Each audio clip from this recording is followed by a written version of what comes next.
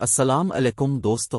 وہ ہر روز زہر کھاتے تھے۔ ایک اطالوی سیاح نے یہ بات مغربی ہندوستان کی ریاست گجرات پر 53 برس حکمرانی کرنے والے سلطان محمود شاہ اول بیگڑا کے بارے میں کی تھی۔ مظفر سلطنت کے اٹیو سلطان نے سنہ 1458 سے 1511 تک گجرات پر حکومت کی۔ یہ سلطنت سنہ 1572 میں مغلوں کی گجرات پر فتح سے قبل تقریباً 200 سال قائم رہی۔ اس سلطنت کی بنیاد سنہ 1407 میں ان کے جد امجد سلطان ظفر خان مظفر نے رکھی تھی، مگر مصنف صدپتہ مصرا کے مطابق گجرات کو عروج سلطان محمود شاہ اول ہی کے دور میں ملا، جب یہ سلطنت مشرق میں مالوا اور مغرب میں خلیج کیچھے کے علاقوں تک پھیل گئی۔ سلطان محمود شاہ اول کا اصل نام فتح خان تھا، جن کے والد محمد شاہ دوم گجرات کے حکمران تھے۔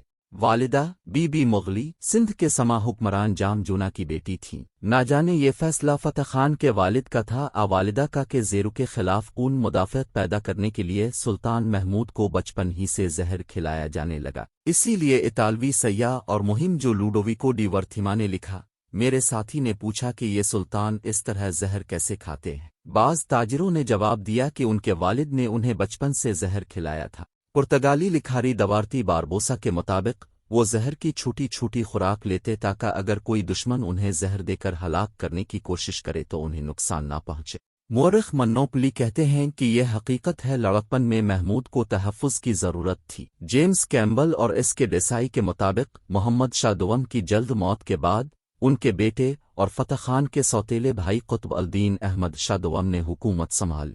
قطب الدین کے فتح خان کے خلاف عزائم سے ڈرتے ہوئے بی بی مغلی نے اپنے بیٹے سمیت اپنی بہن بی بی مرکی کے ہاں پناہ لے لی اور اپنی بہن کی موت پر ان کے شوہر شاہ عالم سے شادی کر لی۔ قطب الدین کی 7 سالہ حکومت ان کی موت پر ختم ہوئی تو ان کے چچا داؤد خان نے باغ ڈور سنبھالی، مگر چند ہی دنوں میں عمرہ نے انہیں نااہل کرتی ہوئے حکمرانی 13 سالہ فتح خان کو سونپ دی۔ وہ ابو الفتح ناصر الدین محمود شاہ اول کے نام سے سنہ 1458 میں سلطان بنے۔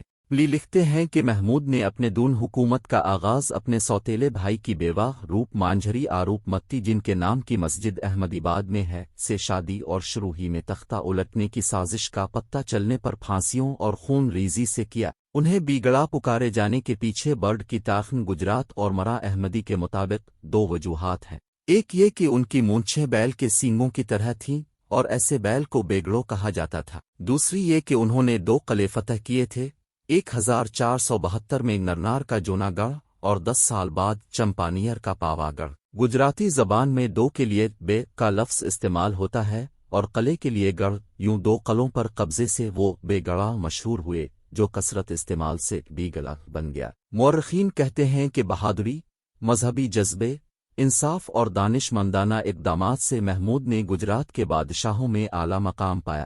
کیمبل لکھتے ہیں کہ محمود کے دور حکومت میں کچھ تاجر عراق اور خراسان سے گھوڑے اور دیگر سامان فروخت کے لیے لا رہے تھے کہ انہیں سنروہی کی حدود میں لوٹ لیا گیا۔ بادشاہ نے ان سے ان کے گھوڑوں اور سامان کی قیمت تحریری طور پر مانگی، اپنے خزانے سے رقم ادا کی اور سنروہی کے راجہ سے یہ رقم وصول کی۔ مرا سکندری، جس کا حوالہ علی محمد خان نے نقل کیا ہے، کے مطابق سلطان محمود گجرات کے تمام بادشاہوں میں سب سے بہتر تھے، اپنے عدل و احسان، تمام شرعی قوانین کی تنظیم اور ان کی پابندی کی وجہ سے۔ علی کے مطابق اپنے دور کے سب سے کامیاب بادشاہوں کی طرح محمود بھی ایک فاتح اور ایک مؤثر حکمران تھے، تاہم واضح مذہبی جوش کے ساتھ۔ مثال کے طور پر سندھ میں مقامی سرداروں کے ہتھیار ڈالنے کو قبول کرنے کے بعد انہوں نے محسوس کیا کہ ان کا اسلام اب بھی ہندو ثقافتی عمل میں بہت گہری جڑے ہوتی ہیں۔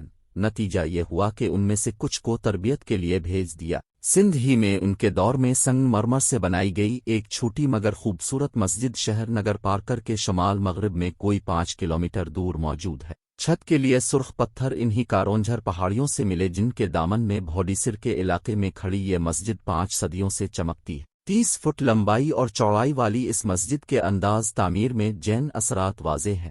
عبدالغنی بجیر کی تحقیق ہے کہ امن کی بحالی کے لیے تب وہ تیسری دفعہ 1505 میں بیوڈیوسر پر حملہ آور ہوئے تھے۔ گھمسان کی لڑائی ہوئی۔ سلطان نے یہاں اپنی فوج کے مسلمان سپاہیوں کو آباد کر کے بیوڈیوسر مسجد تعمیر کرائی، جو اسی مقام پر واقع ہے جہاں ان سے بہت پہلے کے سلطان محمود غزنوی نے یادگار تعمیر کرائی تھی، یہیں ان کے سپاہیوں کی قبریں بھی ہیں۔ محمود نے دوارکا کو اس لیے تباہ کر دیا کہ وہاں عازمین حج کو لوٹنے والے بحری قزاقوں کو پناہ دی جاتی تھی۔ محمود نے کوئی رسمی تعلیم حاصل نہیں کی تھی، لیکن فن اور ادب کی سرپرستی کی۔ ان کے دور حکومت میں کئی کاموں کا عربی سے فارسی میں ترجمہ ہوا۔ درباری شاعر الفاد راجہ تھے جنہوں نے سنسکرت میں تالیف کی۔ اطالوی سیاح ورتھیما محمود کے بارے میں لکھتے ہیں، سلطان کے صبح اٹھنے پر 50 ہاتھی ان کی تعظیم کرتے ہیں۔ جب وہ کھانا کھاتے ہیں تو 50-60 قسم کے باجے بجتے ہیں۔ ان کی مونچھیں اتنی لمبی ہیں کہ وہ انہیں اپنے سر پر اس طرح باندھتے ہیں جیسے عورتیں اپنے سر کے بال باندھتی ہیں۔ ان کی سفید داڑھی ہے جو ان کی ناف تک پہنچتی ہے۔ وہ کہتے ہیں کہ اب وہ ہر روز زہر کھاتے ہیں، تاہم یہ نہ سمجھی کہ وہ اس سے اپنا پیٹ بھرتے ہیں، وہ ایک خاص مقدار میں کھاتے ہیں۔ باربوسا لکھتے ہیں کہ وہ اتنے زہریلے ہو گئے تھے کہ اگر ان کے ہاتھ پر مکھی لگتی ہے تو وہ مر جاتی ہے۔ اس کے علاوہ کیمبل لکھتے ہیں کہ خلیل خان کے علاوہ جو ان کے جانشین ہوئے، محمود کے 3 بیٹے تھے، محمد کالا، اپا خان اور احمد خان۔ کالا اپنے والد کی زندگی ہی میں وفات پا گئے۔ دوسرے بیٹے اپا خان ایک امیر کے حرم میں جاتے پکڑے گئے اور سلطان نے انہیں زہر دینے کا حکم دے دیا۔ تیسرے بیٹے احمد خان کو خداوند خان نے سلطان محمود کی زندگی کے دوران میں تخت پر بٹھانے کی کوشش کی۔ یہ سب لڑکے روپ متی سے تھے، تو یہ اولاد بھی کسی طور اس دنیا میں آئی ہی ہوگی زہر سے بچتے ہوئے۔ ان تفصیلات میں اختلاف کو ایک جانب رکھیں تو محمود بیگڑا کے بہت زیادہ کھانے پر سب کا اتفاق نظر آتا ہے۔ ناشتے میں 1 کپ شہد اور پگھلا ہوا مکھن اور 150 اعلی معیار کے کیلے۔ باربوسا اور ورتھیما کا کہنا ہے کہ سلطان کی روزانہ کی خوراک لگ بھگ 35 سے 37 کلوگرام تک ہوتی تھی، جو گجرات میں 1 من کے برابر ہوتا ہے۔ اگر کبھی سلطان کا پیٹ نہ بھرتا تو وہ 5 کلو کے قریب خشک چاول سے بنا میٹھا کھاتے۔ ستیش چندر کہتے ہیں کہ اے محمود دن میں بہت کھانا کھاتے تھے، پھر بھی رات کو ان کے پلنگ کے دونوں طرف سموسے رکھے ہوتے تاکہ بھوک لگنے کی صورت میں وہ انہیں کھا سکیں۔ اتنا سب کچھ کھانے کے باوجود سب مورخ گواہی دیتے ہیں کہ محمود بیگڑا کثرتی جسم کے مالک تھے۔